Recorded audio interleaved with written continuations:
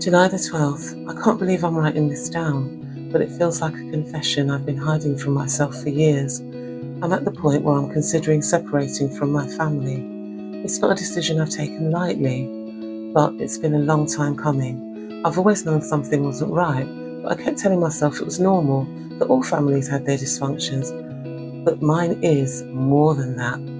Growing up, the constant fighting between my parents was like background noise in our house. Most kids have memories of laughter or bedtime stories. Mine are filled with the sound of slamming doors or shouting over the smallest things and feeling like I was constantly walking on eggshells. My mother's temper was unpredictable, and my father, he just shut down. I remember being a little girl hiding in my room, hoping that if I stayed quiet long enough, I'd become invisible. As I got older, I thought I could fix it. I thought that if I could be the perfect daughter, things would get better. I excelled in school, tried to keep the peace, and pretended that everything was fine, but it never was. My achievements never seemed to be enough, and the criticism only grew harsher. Why aren't you more like your cousins? You're too sensitive. That's not how we do things in this family. It didn't matter what I did, nothing was good enough. Now, here I am, 28 years old, still feeling like that little girl hiding in her room. I've carried the weight of their dysfunction for so long, and it's affecting every part of my life. My anxiety has skyrocketed. I'm exhausted all the time. I can't seem to make decisions without questioning myself 1,000 times. Worst of all, I feel trapped. Maybe separating from them is the only way to truly breathe. I don't know what that looks like yet, but the thought of it feels like both a relief and a betrayal. Can you really walk away from your family? Is it even possible? I guess I'll find out. July the 20th. I had another argument with my mum today. It started over something small, it always does. I didn't call her back fast enough, and she went off. Her words cut deeply, as they always do. You're selfish. You never think about this family, she said. And the thing is, I do. I think about them constantly.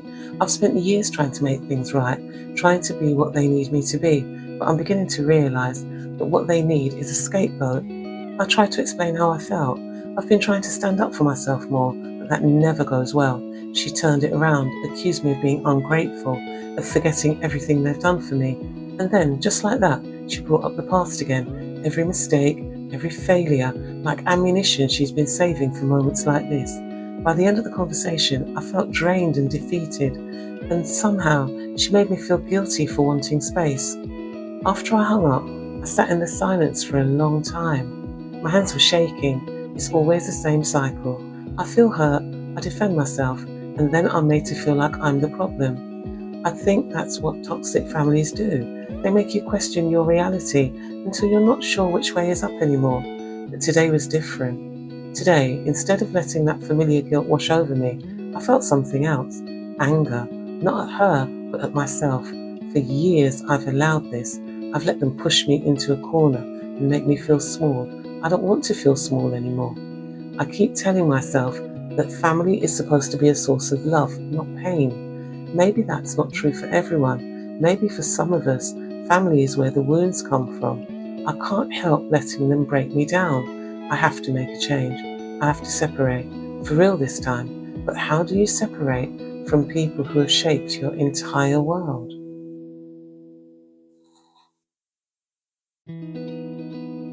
August the 2nd. I've made up my mind. I'm going to take a break from my family.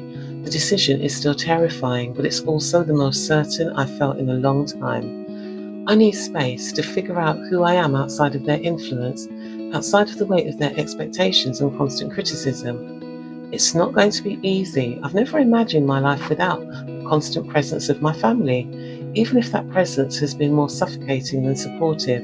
But I've been reading about boundaries, something I've never really had with them. It's strange, the idea of saying no is what I need, and actually sticking to it. I'm scared of their reaction though.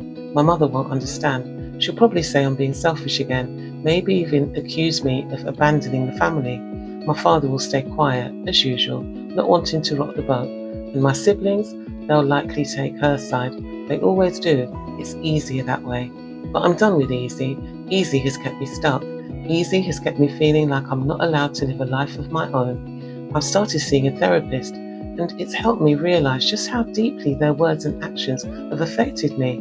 It's not just the yelling or the arguments, it's the constant undermining of who I am. I've been carrying their baggage for so long, I don't even know where their expectations end and my desires begin. This break isn't about punishing them, it's about healing myself. I need time to breathe, to think, to figure out who I am without their voices in my head all the time. So I'm going to do it. I'm going to step away. I'm going to talk to them soon, but this time it will be firm. This time it's for me. August the 15th, I did it. I told them. It was one of the hardest things I've ever done. My heart was pounding the entire time. I felt like I was going to be sick, but I stood my ground. I told them that I needed space, that I was going to take a break from the constant communication, the guilt trips, the arguments. I explained that it wasn't about abandoning them, it was about taking care of myself.